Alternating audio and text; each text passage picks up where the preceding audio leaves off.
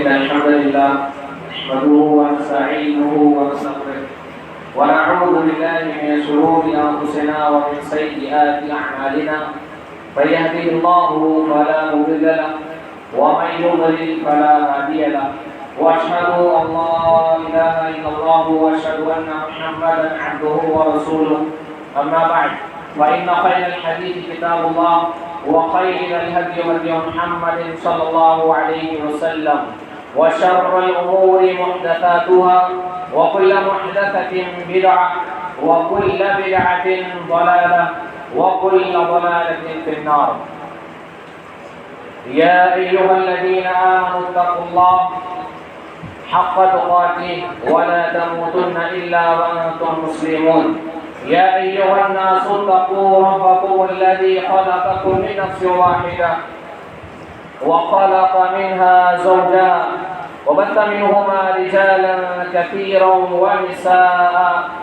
واتقوا الله الذي تساءلون به والأرحام إن الله كان عليكم رقيبا. يا أيها الذين آمنوا اتقوا الله وقولوا قولا سديدا يصلح لكم أعمالكم ويغفر لكم ذنوبكم ومن يطع الله ورسوله فقد فاز فوزا عظيما. يقول الله تبارك وتعالى في كتابه العزيز: أعوذ بالله من الشيطان الرجيم بسم الله الرحمن الرحيم. فلما بلغ معه السعي قال يا بني إني أرى في المنام أني أذبحك فانظر ماذا ترى. قال يا أبت افعل ما تؤمر ستجدني إن شاء الله من الصابرين. وقال الله عز وجل في كتابه العزيز: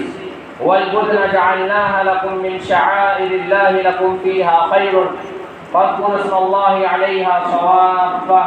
فإذا وجبت جنوبها فكلوا منها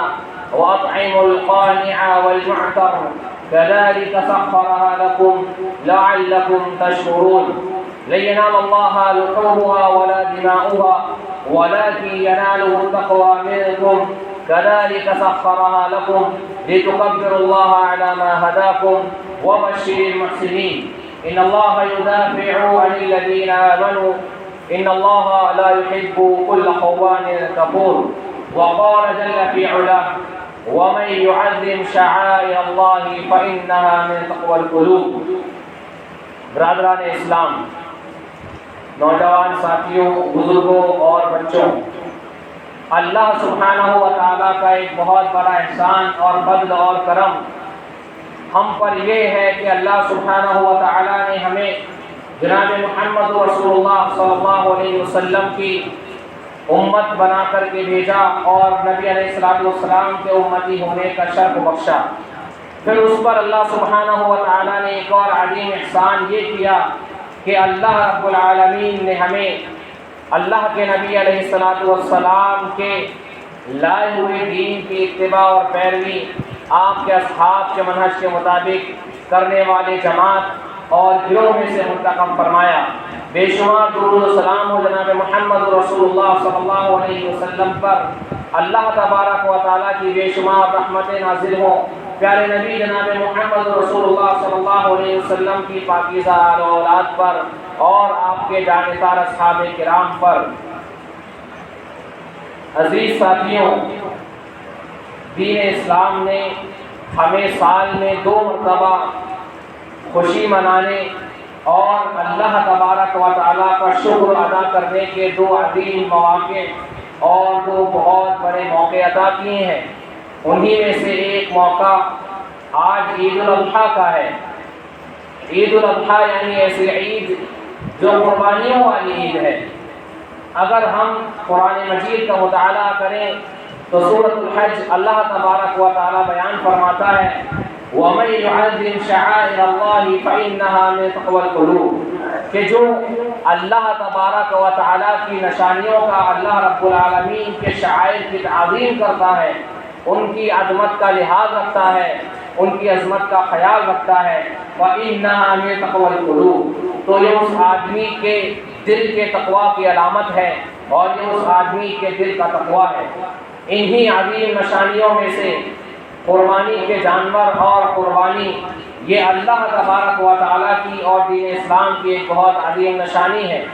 اور یہ اللہ رب العالمین کے شعائر میں سے ہے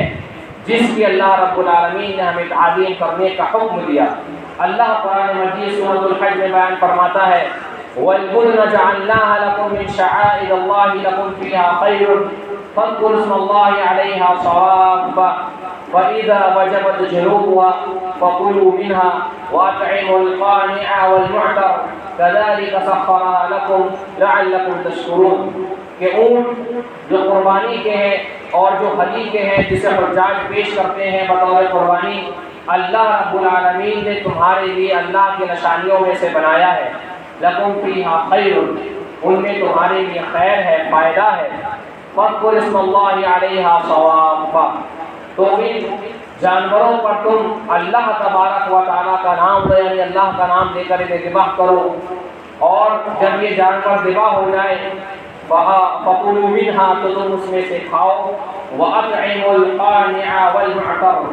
اور ایسے لوگ جو محتاج اور ضرورت مند تو ہیں لیکن وہ مانگتے نہیں ہیں، لوگوں کے آگے ہاتھ نہیں پھیلاتے ہیں، اس گوشت میں سے اور قربانی کے ان جانوروں میں سے ان کا بھی حصہ لگاؤ اور ان کو بھی کھلاؤ، والمعتر، اور مانگنے والوں کو بھی کھلاؤ۔ مانگنے والے تو بہت سے آتے ہیں، خصوصی طور پر ایسے لوگوں کا خیال رکھنا چاہیے جو ضرورت مند اور محتاج ہیں لیکن وہ لوگ مانگتے نہیں ہیں اور لوگوں کے آگے اپنے ہاتھ نہیں پھیلاتے نہ سوال کرتے ہیں۔ اللہ کل حال، اگر ہم بات کریں قرآن مجید کے حوالے سے اور اس سنت کے حوالے سے تو اس کا اجراء یا شروعات کہاں سے ہوگی ہم سب کو معلوم ہے۔ قرآن مجید میں سورہ صافات میں اللہ تبارک و تعالیٰ نے اس کا پورا نقشہ اور اس کی پوری تصویر کھینچی ہے، اور اللہ رب العالمین نے ابراہیم علیہ السلام کے جو واقعہ ہے اس کو یوں بیان فرمایا کہ فَلَمَّا بَلَغَ مَعَهُ السَّعْيَ، جب ان کے بیٹے اسماعیل ان کے ساتھ چلنے اور دوڑنے کی عمر کو پہنچ گئے تو انہوں نے اپنے بیٹے سے کہا یا بنی انی اراک انی اذبحک فی المنام، اے میرے بچے میں نے تمہیں خواب میں دیکھا ہے کہ میں تمہیں ذبح کر رہا ہوں، فانظر ماذا ترى، بتاؤ تمہاری کیا رائے ہے اس بارے میں۔ تو جواب ملا یا ابت افعل ما تؤمر ستجدنی ان شاء اللہ من الصابرین، اے میرے ابو جس بات کا اللہ نے آپ کو حکم دیا ہے آپ وہ کریے، آپ اللہ نے چاہا تو انشاءاللہ مجھے صبر کرنے والوں میں سے پائیں گے۔ پھر اس کے بعد ابراہیم علیہ السلام نے اپنے بیٹے اسماعیل علیہ السلام کو ذبح کرنے کا ارادہ کر لیا، اور اللہ کہتا ہے فلما اسلم، جب وہ دونوں اللہ رب العالمین کے فرمانبردار ہو گئے اور اللہ کی فرمانبرداری کے لیے تیار ہو گئے، وَتَلَّهُ لِلْجَبِينِ، اور ابراہیم نے اپنے بیٹے کو پہلو کے بل لٹا دیا،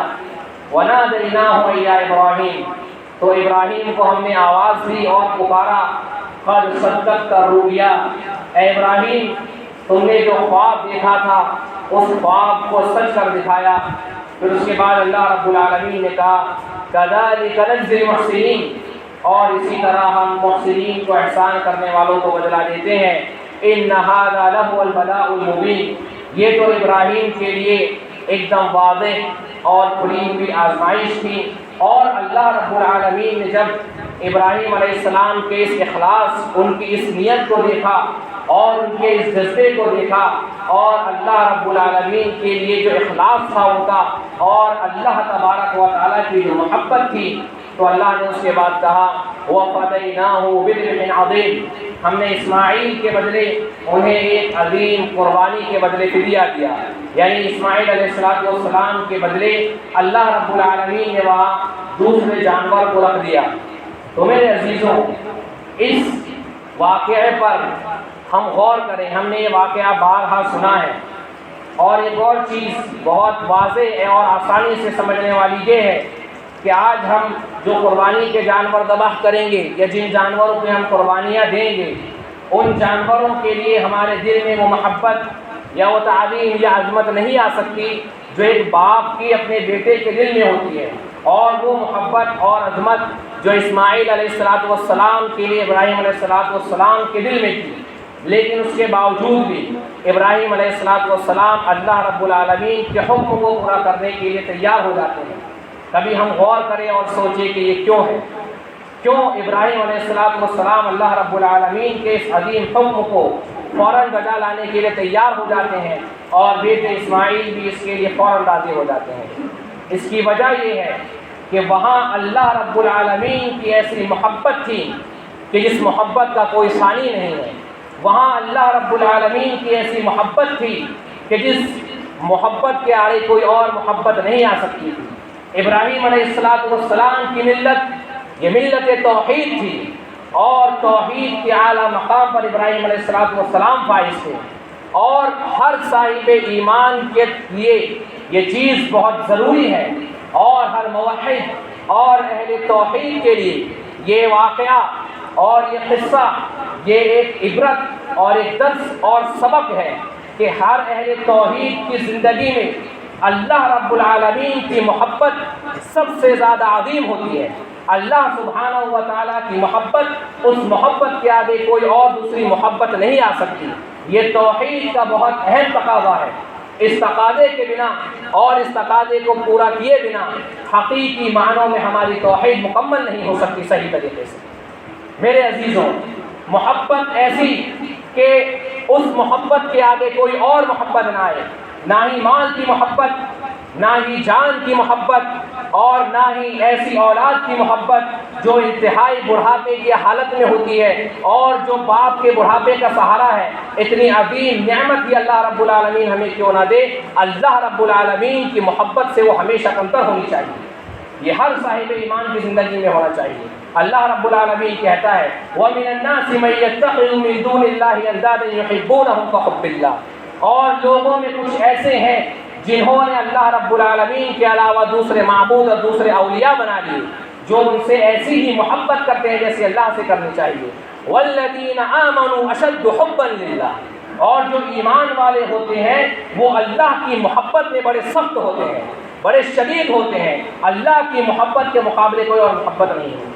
اور جب اللہ کی محبت دلوں میں راسخ ہوتی ہے اور اللہ رب العالمین کی محبت سینوں میں گھر کر جاتی ہے تو پھر ابو بکر صدیق رضی اللہ تعالیٰ عنہ جیسی ہستیاں ہمارے سامنے آتی ہیں کہ نبی علیہ السلام نے جب صدقہ کرنے کا حکم دیا تو صدیق اکبر رضی اللہ تعالیٰ عنہ اپنا سارا مال لے آئے۔ نبی علیہ السلام نے پوچھا کہ ابو بکر گھر والوں کے لیے کیا چھوڑ کے آئے؟ تو کہا ابقیت لهم اللہ ورسولہ،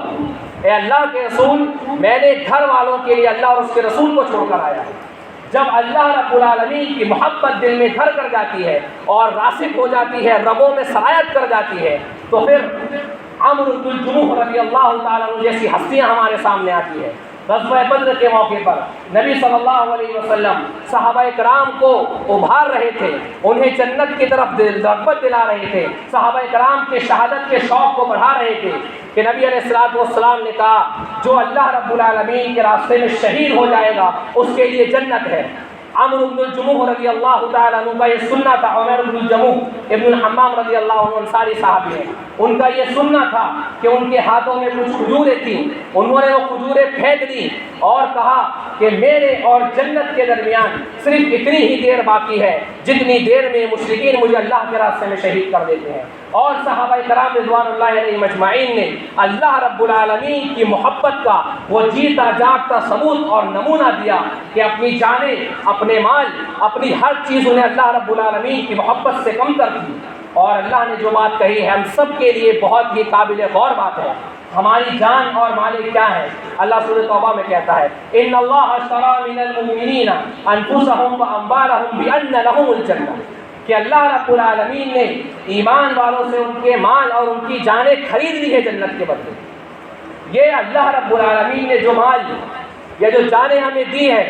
یہ اللہ تبارک و تعالیٰ نے جنت کے بدلے ہم سے خرید لی ہے۔ صحابہ کرام نے اس آیت کو سمجھا اور عملی طور پر دکھایا کہ نہ ہی ان کے مال ان کے لیے جنت سے بڑھ کر تھے، نہ ہی ان کی جانیں جنت سے ان کے لیے بڑھ کر تھی۔ ہمارے سامنے پھر سہیب اور رومی رضی اللہ تعالیٰ عنہ جیسی شخصیات آتی ہیں اور صحابی آتے ہیں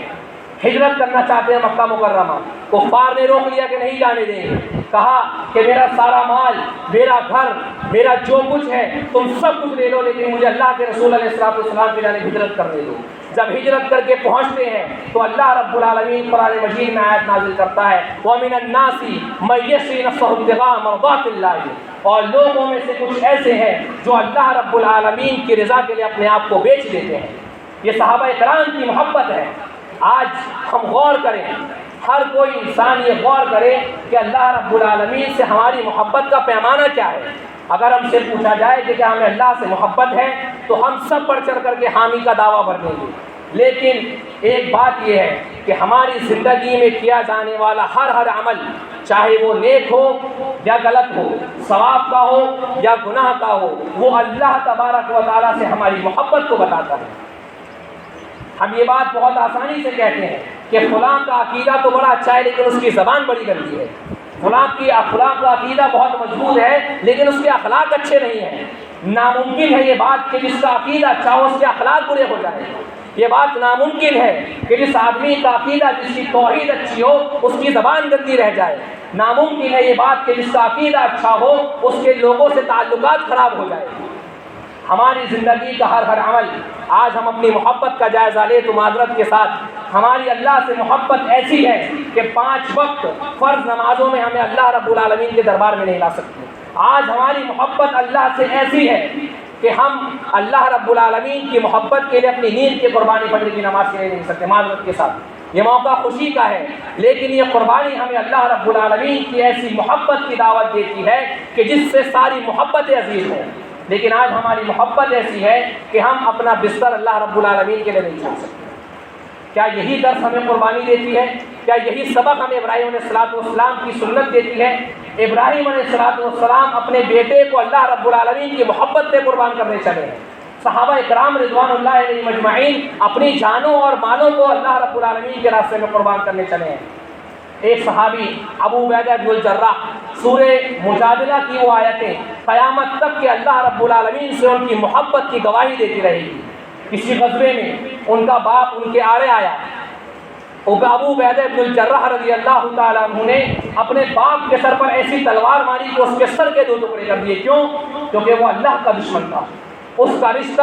اللہ رب العالمین سے، اللہ کے رسول سے نہیں تھا۔ تو اللہ رب العالمین نے ان کی شان میں آیتیں نازل کی جو قیامت تک جب یہ آیتیں پڑھی جائے گی صحابی رسول کے اللہ سے محبت کی گواہی دیتی رہے گی کہ لا تجد قوما یؤمنون باللہ والیوم الآخر یوادون من حاد اللہ ورسولہ ولو كانوا آباءهم او ابناءهم او اخوانهم، کہ جو لوگ اللہ اور اس کے رسول سے محبت رکھتے ہیں آپ ان کو ہرگز نہیں پاؤ گے کہ وہ ایسے لوگوں سے محبتیں اور دوستیاں رکھتے ہیں جو اللہ اور اس کے رسول کے دشمن ہیں اور اللہ اس کے رسول کی مخالفت کرتے ہیں، چاہے وہ ان کے باپ، ان کے بھائی یا ان کے خاندان والے کیوں نہ ہو۔ یہ ہوتی ہے اللہ تبارک و تعالیٰ سے محبت۔ آج ہم سب اپنا جائزہ لیں۔ یہ بات ایسی ہے کہ یہاں سے سن کر کے اٹھ کر کے اس کو بھولنا نہیں ہے، بلکہ قربانی کا جو عظیم سبق ہے کہ اللہ رب العالمین کی محبت ہر محبت پر غالب رہنا چاہیے، یہ عملی طور پر ہمیں اس کو عمل کر کے دکھانا ہے۔ ہر انسان اللہ رب العالمین سے توفیق مانگتا رہے،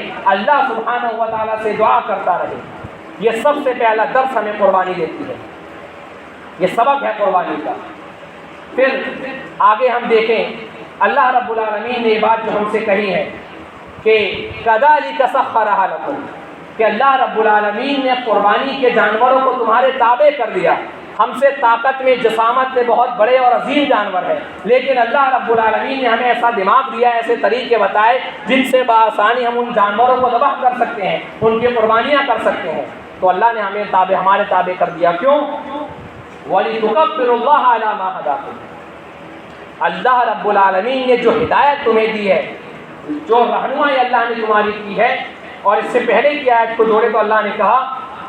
کہ کذالک سخرھا لکم لعلکم تشکرون، کہ اللہ رب العالمین نے جانور اس لیے تمہارے تابع کر دیے کہ تم اللہ رب العالمین کا شکر ادا کرو۔ دونوں آیتوں کو جوڑ دیا جائے تو اللہ رب العالمین نے قربانی کا ایک عظیم مقصد یہ بتایا کہ اللہ رب العالمین کی نعمتوں پر اس کی شکر گزاری کی جائے اور اللہ رب العالمین کی بڑائی اور کبریائی بیان کی جائے۔ بڑائی اور کبریائی کے دو طریقے ہو سکتے ہیں۔ ایک تو طریقہ جو ہم جانتے ہیں، اللہ اکبر لا الہ الا اللہ واللہ اکبر وللہ الحمد۔ دوسرا طریقہ یہ ہے کہ اللہ رب العالمین کی عظمت، اللہ کی کبریائی، اللہ کا جلال ہمارے دلوں میں اس قدر بیٹھ جائے۔ یہ معصوم بچے ہیں، یہ چھوٹے چھوٹے بچے ہیں، ان کے دلوں کے اندر موجودہ صورتحال کو سامنے رکھتے ہوئے یہ بات سمجھ لیں اچھی طریقے سے۔ آج جو دور ہے ضلالت کا، گمراہی کا، کفر کا، الحاد کا، ارتداد کا، بددینی کا، دین سے پھر جانے کا، بہت سے واقعات ہم ہمیشہ سنتے رہتے ہیں کہ فلاں کی مسلمان بچی کسی کافر مشرک کے ساتھ بھاگ گئی۔ ایک مسلمان لڑکا جو کبھی دیندار ہوا کرتا تھا ایک مشرک بچی کے پیار میں پھنس کر کے بھاگ گیا، دین کو ٹھوکر مار دی۔ کیوں ہے؟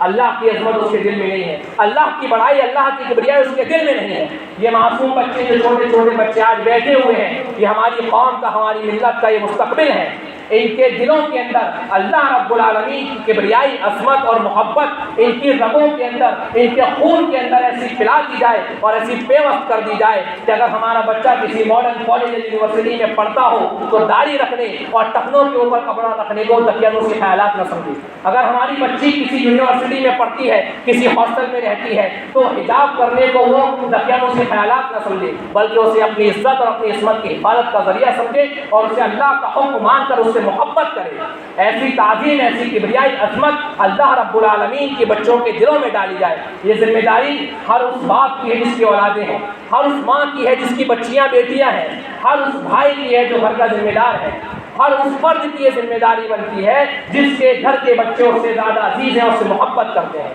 یہ بہت عظیم بات ہے۔ آج اگر ان کے بچپن سے ان کے دلوں کے اندر اللہ کی محبت ڈال دی گئی تو اللہ قیامت تک کے انشاءاللہ ان کی عظمت، اللہ کے دل کی، اللہ کی عظمت ان کے دلوں سے نہیں نکلے گی۔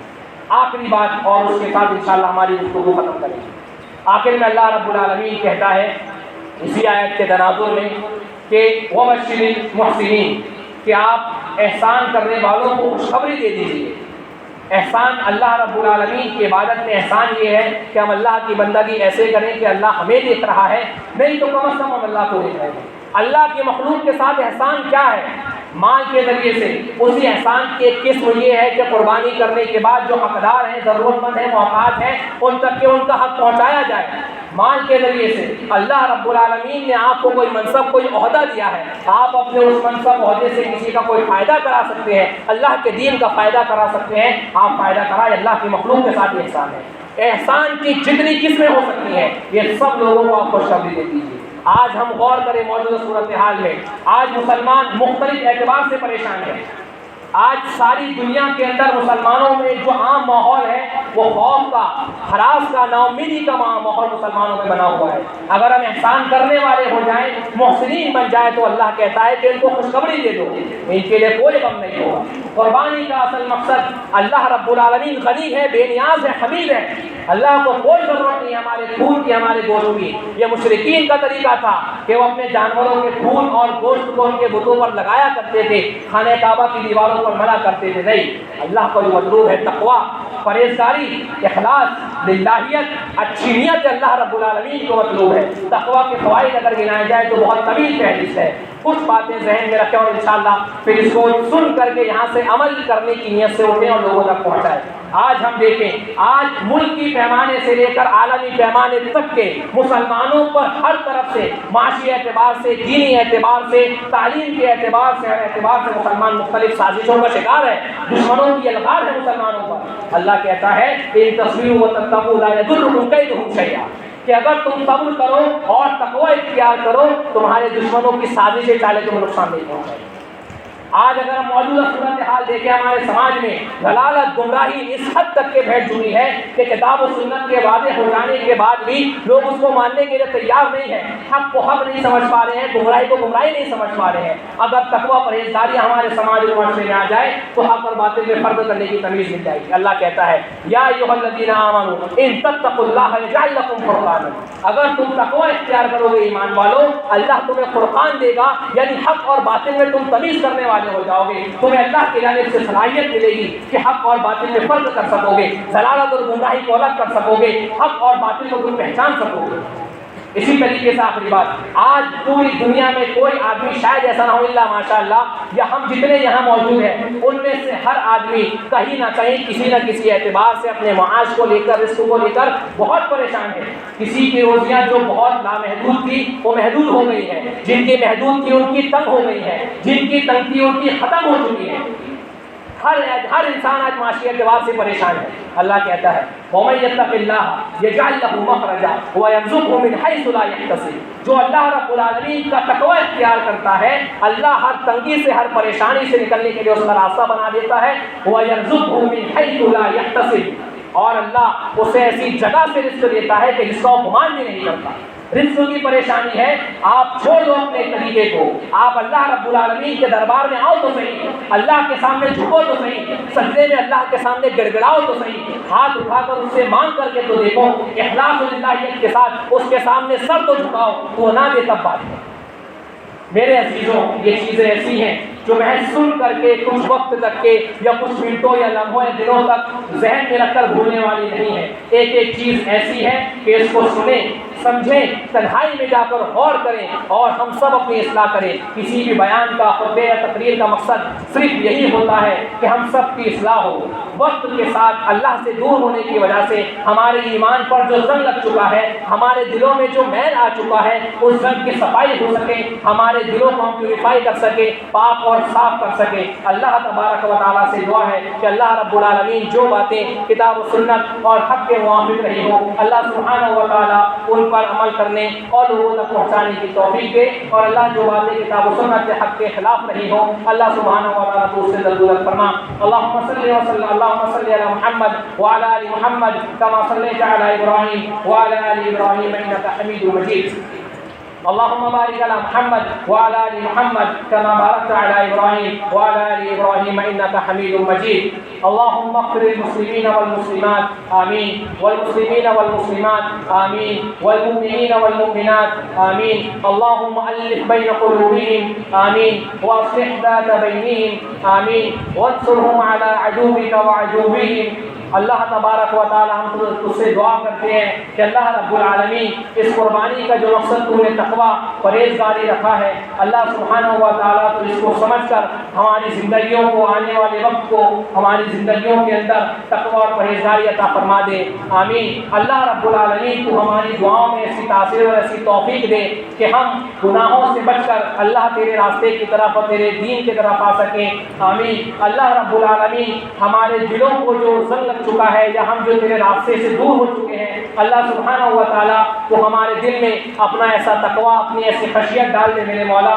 کہ اس سے ہم تیرے راستے کی طرف آئیں، اور اللہ ہم تیرے حضور میں گرانے والے اور تجھ سے مانگنے والے اور تجھے راضی کرنے والے بن جائے، اللہم آمین۔ اللہ سبحانہ و تعالیٰ آج ہم پر جو بھی مصیبت اور پریشانیاں ہیں، چاہے وہ معاشی اعتبار سے ہو، بیماریوں کے اعتبار سے ہو یا کسی اور اعتبار سے ہو، اللہ سبحانہ و تعالیٰ تو ان تمام مصیبت اور پریشانیوں سے نکلنے کے لیے ہمارے راستے ہموار کر دے، آمین۔ اللہ سبحانہ و تعالیٰ تو ہماری اور ہمارے معصوم بچوں کی اور ہماری ماؤں اور بہنوں کی عصمتوں کی اور ان کے دین، ایمان اور عقیدے کی حفاظت فرما۔ اللہ رب العالمین تو ہمارے دلوں میں تیری عظمت، تیری کبریائی اور تیرے دین کی عظمت ایسی ڈال دے میرے مولا کہ جو قیامت تک اور مرتے دم تک ہمارے دل سے نہ نکلے۔ اللہ سبحانہ و تعالیٰ جب ہم تیرے سامنے حاضر ہوں تو اللہ رب العالمین انتہائی بہترین اعمال اور بہترین خاتمے کے ساتھ حاضر ہوں۔ اللہ رب العالمین ہم تجھ سے دعا کرتے ہیں، اللہ ہم بہت گنہگار ہیں، بہت خطا کار ہیں، لیکن اللہ